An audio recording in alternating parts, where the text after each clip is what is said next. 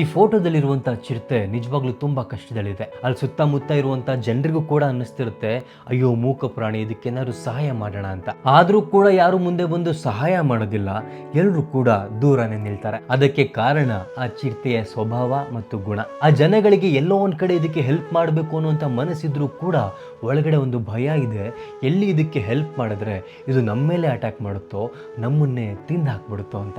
ಅದೇ ಥರ ನಮ್ಮ ಜೀವನದಲ್ಲಿರುವಂಥ ಕೆಲವು ವ್ಯಕ್ತಿಗಳು ಕೂಡ ಹೌದು, ಅವರು ಕಷ್ಟದಲ್ಲಿದ್ದಾರೆ ಅಂತ ನಮಗೆ ಗೊತ್ತಿರುತ್ತೆ, ಅವ್ರಿಗೆ ಸಹಾಯ ಮಾಡಬೇಕು ಅನ್ನೋಂಥ ಮನಸ್ಥಿತಿ ಕೂಡ ನಮಗಿರುತ್ತೆ.